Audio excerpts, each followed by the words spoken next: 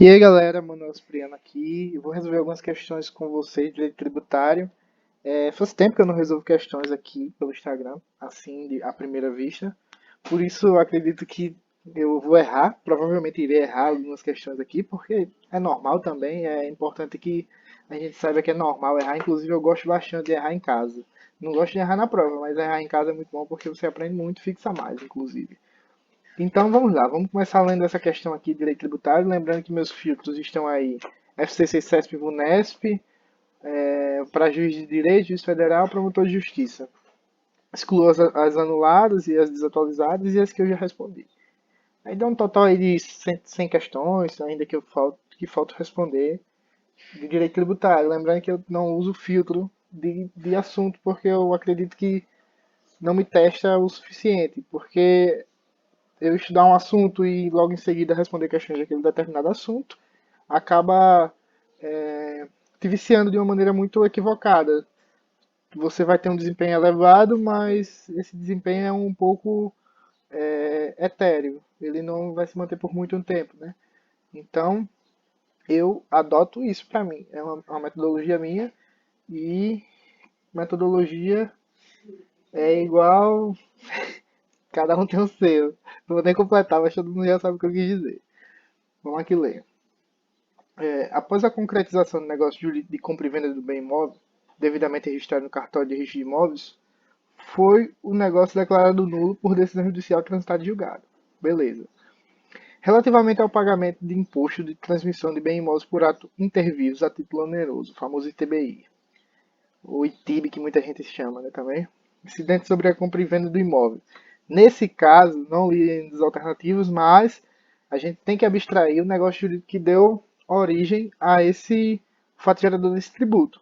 Se houve a transferência, houve o fato gerador. Se houve o fato gerador, há a obrigação de pagamento.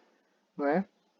O fato gerador vai vincular o sujeito a essa obrigação de pagamento desse determinado tributo, independente de ter sido a operação declarada nula ou não. Né? Aí vamos aqui ler as questões, ler as alternativas. Aí se tornou indevido? Não, não se tornou indevido, né? Porque a gente tem que abstrair, então a gente já poderia anular isso aqui. Todas que se tornou indevido a gente já poderia pular. Mas vamos lá. Assim, como não existiu o fato gerador do imposto, olha aqui. Ele deixa bem claro aqui que após a concretização do negócio jurídico, ou seja, após a ocorrência do fato gerador, que é essa ocorrência dessa transmutação jurídica, transição jurídica, esqueci a palavra específica, mas é basicamente isso, essa transação jurídica que faz com que ocorra o fato gerador do ITBI, né? Então, aqui já começa errado, né? Como não ocorreu, deveria ser restituído. Não, nada a ver. O fato gerador, ele continua intacto, independente do negócio jurídico que deu origem a ele. Tá. Muito embora o fato gerador não tenha ocorrido, aqui também já está errado, porque ocorreu, né? E seja indevido pagamento, não há como restituí-lo, nada a ver. Se fosse indevido, eu, se não tivesse ocorrido fato gerador, seria sim hipótese de repetição do que foi pagado. Mas aí, como não tinha mais alternativa e como já eu tinha explicado, ó, pelo que eu estou vendo aqui, foi devido pagamento, pois a definição do fato gerador independe da validade dos negócios jurídicos e dos efeitos já praticados. É exatamente isso que tem dizendo o código. O CTN, não lembro agora qual o artigo em específico, mas há essa previsão, certo? Essa aqui é com relação a pagamentos, né? Geralmente eu tento evitar ler isso aqui, porque às vezes dá dica dá dica de como tu responder a questão. Eu geralmente eu deixo a tela aqui para não ler aquela parte ali, porque às vezes aí você acaba se enganando também. Vamos lá. A ação de consignação em pagamento de matéria tributária tem cabimento quando o sujeito passivo se recusa a pagar o crédito devido. Não. Aqui não é hipótese de ação de consignação em pagamento. Aqui seria mais uma hipótese de execução fiscal, algo do tipo. Existe erro na identificação do sujeito ativo, não do sujeito passivo. O sujeito passivo faz pagamento a maior ou indevido. Aqui não é em consignação, aqui é repetição do indébito. dois sujeitos ativos existe tributo idêntico sobre o mesmo fato gerador. Isso aqui sim é uma hipótese de ação de consignação em pagamento, que vai livrar aí o devedor do ônus da atualização monetária, dos juros de mora, porque ele vai de fato efetuar o pagamento tempestivamente, né? Então ele não vai sofrer essas sanções aí. Casos de reforma, anulação, isso aqui também é um caso de ação de repetição de débito. Bom, pessoal, voltando aqui que eu acabei me confundindo todo aqui a gravar essa tela. É a primeira vez que eu estou gravando pelo computador, eu estava gravando pelo tablet antes. Aí acabou tendo esse corte no vídeo aí, mas vamos seguir. Vamos aqui ler. O contribuinte foi notificado em 1º de março de 2010 para o pagamento do crédito tributário, cujo fato gerador ocorreu em 25 de setembro de 2004. Certo? Vamos continuar lendo. Eu quero tirar esse negócio aqui da tela porque tem uma barra aqui me atrapalhando a leitura. Como estava precisando de uma certidão negativa de débitos tributários para fins de comprovação de aluguel eficaz em processo licitatório, pagou o crédito devido com multa, juros e correção monetária em 30 de junho de 2015. Vamos lá. Ele foi notificado no dia 1º de março de 2010. De fato, o gerador ocorreu em 2004, né? Vamos lá. O fato gerador ocorreu em setembro de 2004, então esse crédito deveria ter sido constituído até 2009, até 25 de 2009. Ele já tinha decaído, né, quando foi constituído, provavelmente aqui, pelo análise bem superficial.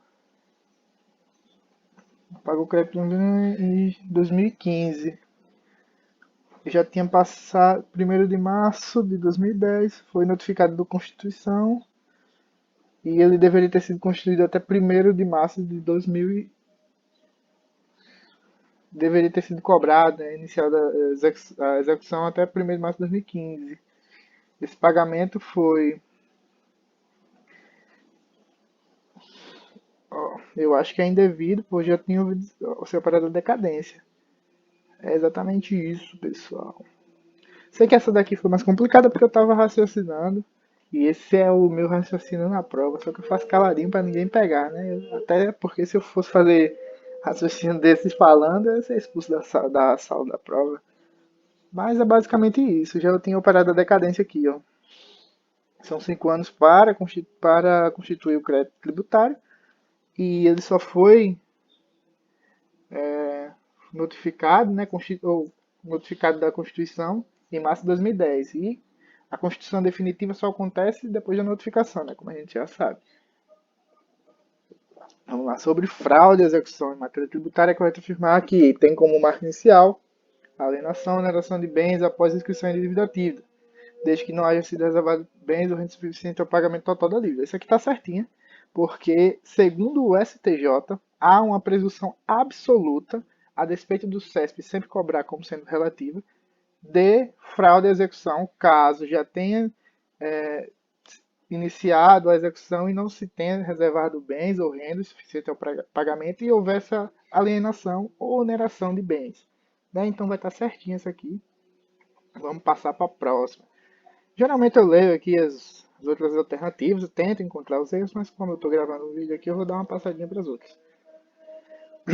Uma lei estadual concede a alíquota diferenciada de ICMS sobre importação de produtos realizados por porto localizado em seu território.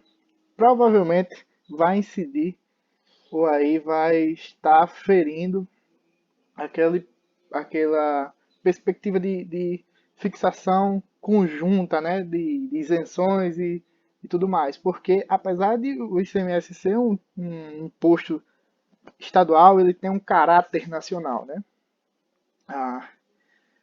Então aqui provavelmente é inconstitucional sem que haja decisão não. A todos os também conceder benefícios fiscais. Não é constitucional. Blá, blá, blá. A isenção aqui acredito que pode ser dada por lei ordinária, mas ela deve ser precedida da autorização do CONFAS. Eu vou marcar essa C aqui porque acredito que ela é a mais adequada. Porque as outras falam que há uma impossibilidade porque é lei complementar e não é bem isso. pode ser feita por meio de lei ordinária? Pode sim, mas desde que haja autorização pelo CONFAS, pelos motivos que eu já expus antes, né?